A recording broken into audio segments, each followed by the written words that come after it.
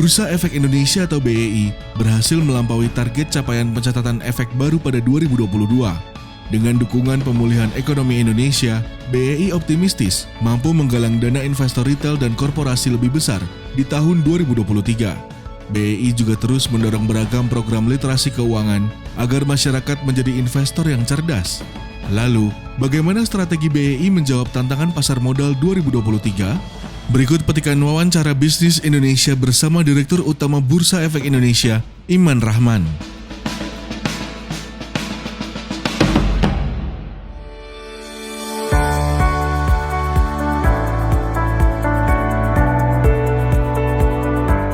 Kalau kita bicara tren pasar modal hari ini, baik di bursa global maupun regional kan dalam tren pelemahan ya Pak. Artinya kalau kita lihat, bahkan di tahun depan juga diproyeksikan akan terjadi resesi atau stagflasi sebagaimana ramalan dari lembaga keuangan ya Pak, seperti ADB, IMF dan juga World Bank ya Pak.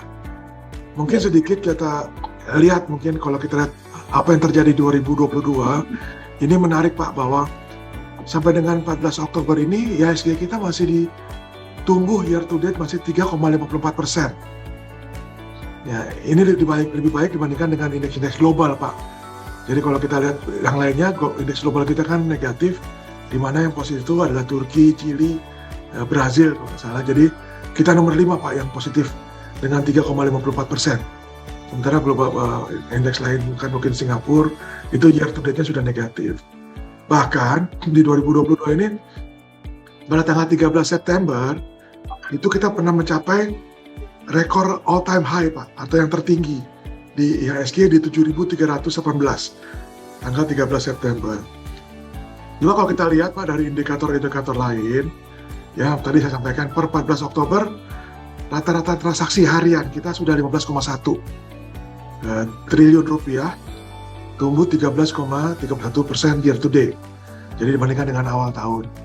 Kalau kita lihat market cap atau kapitalisasi pasar itu sudah 9.009 triliun Pak, atau tumbuh 9,14%. Kalau lihat akumulasi portfolio asing saham yang masuk bursa, itu net buy-nya sudah 71 triliun Pak year to date. Jadi kalau lihat dari Januari sampai Oktober ini, yang terjadi justru asing itu net buy 71,72 triliun. Nah kalau kita bicara jumlah perusahaan tercatat, hari ini sampai dengan 14 Oktober itu sudah 810 perusahaan, atau meningkat 43% dibandingkan 5 tahun lalu. Jadi kalau kita bicara 2017, emitennya baru 566 Pak perusahaan. Nah kalau kita bicara juga jumlah investor, ya untuk investor saham Pak, ini 4,27 juta investor saham. Ya, jadi meningkat 279% dibandingkan 5 tahun lalu. Dari 2017 sebanyak 1,12 juta investor saham. Kalau total investor di pasar modal Pak, tadi kan investor saham 4 juta, 4,3 juta. Kalau jumlah total investor saham SID itu hampir 9,9 juta investor. Nah juga memang kami sampaikan bahwa di tahun 2022 ini ada produk baru Pak. Yaitu kita luncurkan yang namanya warrant terstruktur atau structured warrant, yang diharapkan memberikan pilihan investasi yang semakin beragam. Jadi di samping ini kita sebut dengan cash equity atau saham-saham yang ada sekarang, kita juga sudah mulai ada structured warrant, di mana bulan lalu ya sudah di launch oleh satu perusahaan sekuritas RHB dengan underlying 3 saham, yaitu Unilever, saham Adaro dan saham Bank BRI. Nah kalau kita lihat bahwa kita lihat pada performa IHSG ya pada saat krisis keuangan tahun 2008 misalnya sebagai gambaran, IHSG itu mengalami koreksi sampai dengan 50%. Namun indeks utama berhasil rebound 86% setahun kemudian. Jadi memang kita lihat indeks kita cukup kuat Pak, bahkan sejak 2008. Ya, kalau kita bandingkan dengan pandemi, di awal pandemi IHSG melemah sebesar 5% sepanjang 2020. Namun kembali pulih pada tahun 2021, bahkan tumbuh 2 digit sebesar 10% di tahun 2021. Jadi artinya kalau kita bicara, kita simpulkan, memang kita telah melewati beberapa krisis. 2008 Ya, lalu krisis 2000, kita tidak bicara 99 ya Pak, 2008, kita bicara COVID-19 2020. Nah, namun indeks kita juga pulih, cepat sekali recover. Ya, karena kenapa? Untuk tahun ini kita cukup optimis karena kondisi diperkuat oleh kondisi domestik Pak. Tadi kami sampaikan bahwa perdagangan harian itu kan 15,1 triliun ya Pak per hari saat ini. Itu 70%-nya adalah investor retail dan institusi domestik Pak. Jadi asingnya sangat hanya 30%. Sementara kalau kita bicara 5 tahun lalu, asingnya 70%, domestiknya 30%. Nah juga yang kita lihat memang secara makroekonomi, ya kita juga masih tunjukkan tren yang positif. Memang benar hari ini, kalau bicara nilai tukar kita, sudah 19.000 ya Pak, gitu kan, kalau kita bicara. Juga BI rate sudah naik 4,75. Ya kami jadi rasa ya kalau kita bicara tahun ini dulu, sebagai gambaran, pertumbuhannya akan cukup optimis ya Pak di angka cukup optimis akhir tahun memang, namun kita harapkan di tahun berikutnya juga akan tetap tumbuh ya, walaupun dunia akan dilanda stagflasi ya, stagnasi dan inflasi.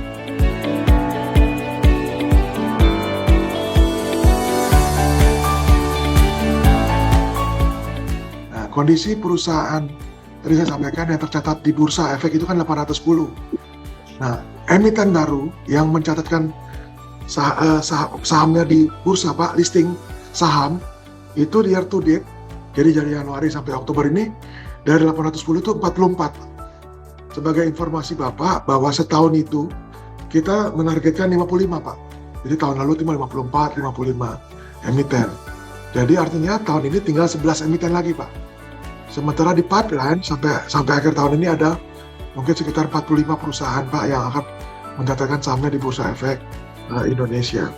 Jadi minat Pak, artinya kalaupun ini kan nggak kejadian kan mungkin mereka juga akan sebagian lewat tahun ya Pak dari 45 yang di pipeline ini. Jadi minat tetap besar Pak untuk mencatatkan sahamnya di Bursa Efek Indonesia. Kita belum melihat adanya tren penurunan Pak atau pembatalan daripada perusahaan-perusahaan di Indonesia.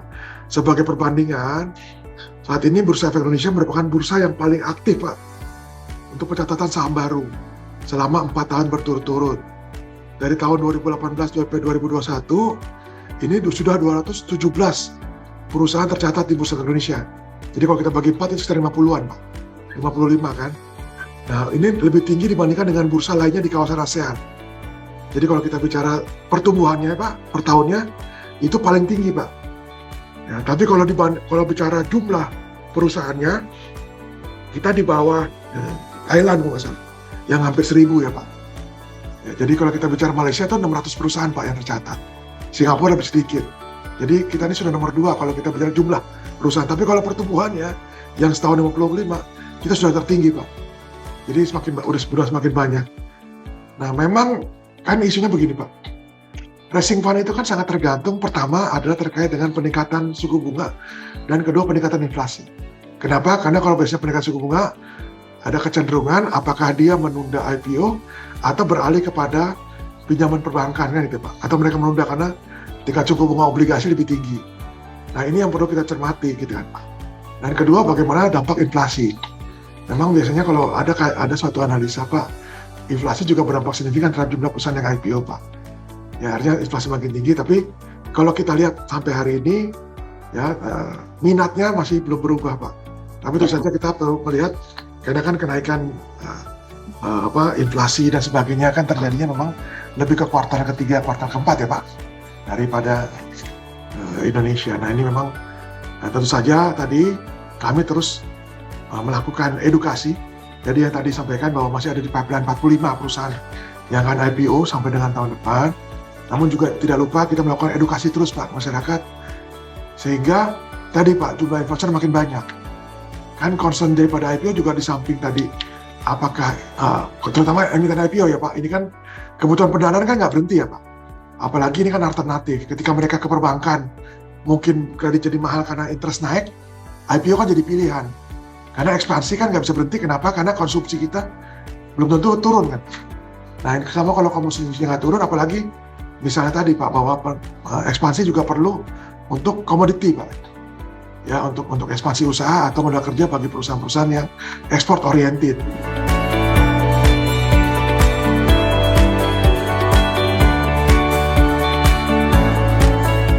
Sepanjang tahun ini ya, tadi per 14 Oktober ada 44 perusahaan. Jadi dari 810 per 14 Oktober 44 perusahaan telah mencatatkan saham dengan dana 21 triliun, Pak.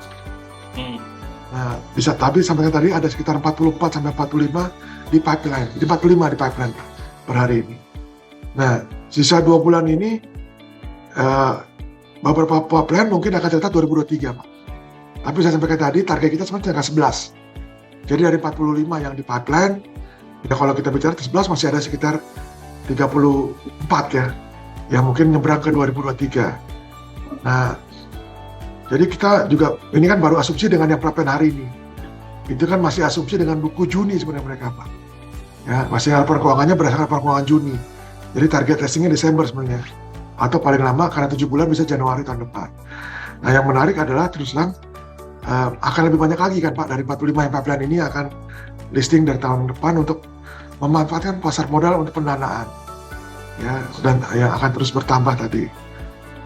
Ini juga yang menarik juga dari 44 perusahaan yang tercatat ya per hari ini, Pak, dari sektor consumer itu 11 consumer non cyclical dan 10 consumer cyclical. Ya, jadi dari 44 yang listing itu sebagian besar consumer, Pak. Dari 21-nya consumer, jadi hampir setengahnya dari sektor consumer baik cyclical maupun non cyclical. Nah, sementara dari pipeline itu ada yang dari 44 yang di pipeline itu ada 12. Jadi sekitar sepertiganya juga dari sektor consumer. Nah, ini mengindikasikan bahwa perusahaan yang berasal sektor consumer itu tetap menjadi pilihan, Pak. Kita bicara consumer termasuk e-commerce ya, Pak, gitu kan. Ya, ini saya rasa ini akan melakukan penggalangan. Kenapa? Memang karena terus terang acceptance dari domestik untuk multiple-nya itu cukup bagus, Pak.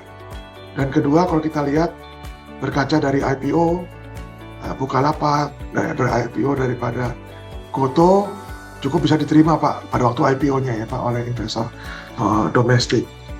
Nah, saya rasa sektor itu akan terus menjadi primadona ya, Pak, untuk consumer. Sektor berikutnya mungkin menurut saya adalah kesehatan, healthcare ya, Pak. Ya, tentu saja healthcare juga menjadi pilihan karena multiple. Dan ketiga adalah sektor energi, green energy. Karena ini multiple-nya juga cukup bagus. Jadi 3 sektor itu menurut saya juga satu hal yang bisa menjadi pilihan untuk melakukan melantai di bursa efek. Walaupun tentu saja sektor-sektor lain juga tetap, Pak, mereka karena tadi ada kebutuhan pendanaan yang mereka harus lakukan.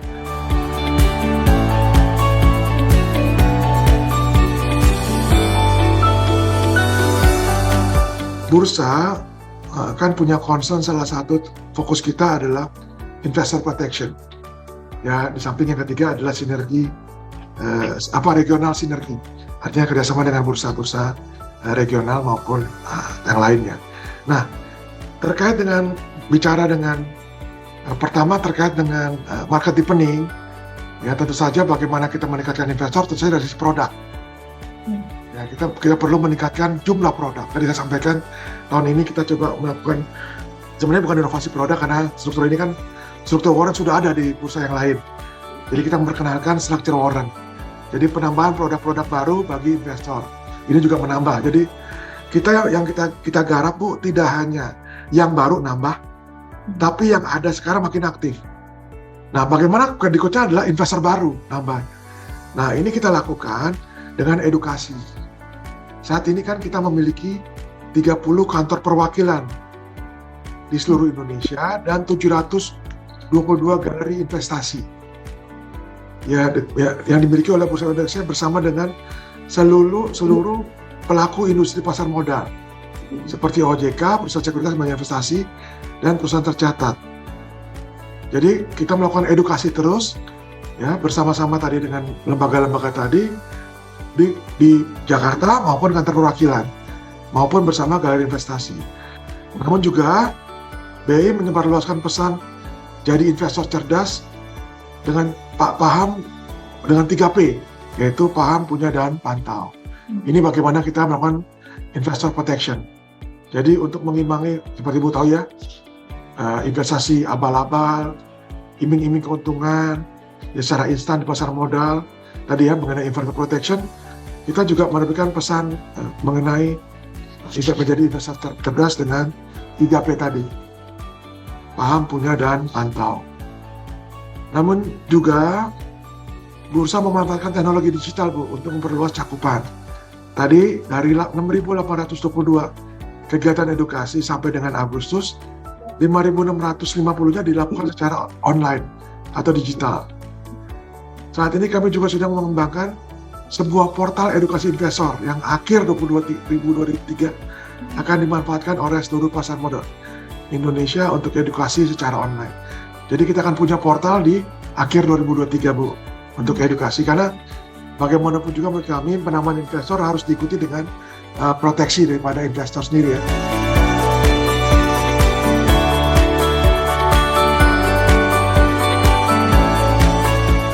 BI akan tentu berkoordinasi dengan stakeholders ya pasar modal Indonesia untuk menentukan kebijakan baru sesuai dengan kebutuhan pengembangan produk dan layanan yang disediakan oleh Bursa Efek Indonesia. Jadi saat ini Bursa Efek Indonesia dan OJK tentu saja terus berkoordinasi dengan penyusunan papan baru Bu. Jadi sebagai informasi, kami sedang melakukan koordinasi untuk penyusunan papan pemantauan khusus sebagai tindak lanjut dari peraturan 2S terkait perdagangan efek ekuitas dalam pemantauan khusus. Jadi pertama ada papan baru, sudah ada papan pemantauan khusus. Nah yang kedua, kalau kita tahu kan saat ini kita ada 3 papan ya Bu. Papan utama, papan pengembangan, dan papan akselerasi. Nah rencananya akan kita sedang koordinasi dengan OJK terkait dengan papan new economy. Ya, ini juga kita akan launching papan new economy di tahun depan. Untuk mendukung peluncuran papan tersebut, tentunya Bursa Efek Indonesia dan OJK sedang melakukan pembahasan terkait. Jadi artinya perlu support peraturan baru, ya peraturan papan new economy,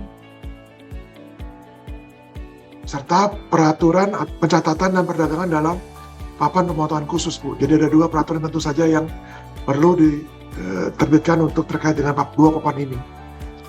Nah, papan new economy merupakan papan yang bertujuan untuk mengakomodir pencatatan dari perusahaan inovatif. BI juga akan senantiasa melakukan optimalisasi terhadap produk yang dikembangkan terutama pada produk-produk non ekuitas seperti ETF, derivatif, dan structure warrant. Kami juga melakukan pembaruan mekanisme perdagangan untuk menyediakan perdagangan efek pada papan khusus fase transisi yang kita sebut dengan hybrid call auction yang diperdagangkan secara call auction. Hal ini berlaku bagi efek-efek di bawah harga Rp50 agar tetap dapat diperdagangkan.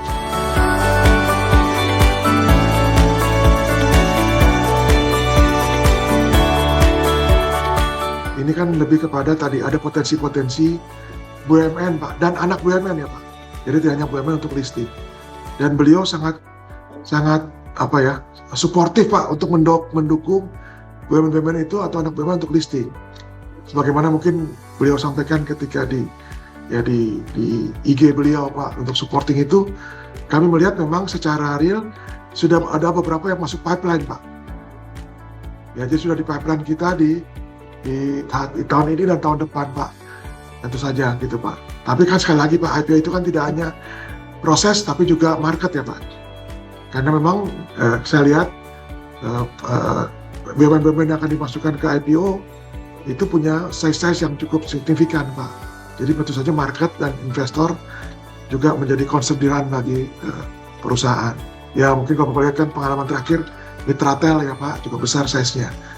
Nah ini juga mungkin yang tapi kalau kita lihat di pipeline kami sudah ada beberapa yang ada di pipeline untuk IPO tahun ini dan tahun depan dari BUMN maupun anak BUMN Pak. Nah kalau kita bicara konglomerasi juga tentu saja terus Pak, beberapa tadi Bapak sampaikan beberapa emiten, beberapa konglomerat besar juga sudah Pak artinya komit untuk melakukan beberapa IPO di Bursa Efek kita Pak. Dan ini yang menarik sekarang Pak, tadi dengan 15 triliun per hari pasar domestik kita cukup siap Pak untuk menampung perusahaan-perusahaan yang akan go public.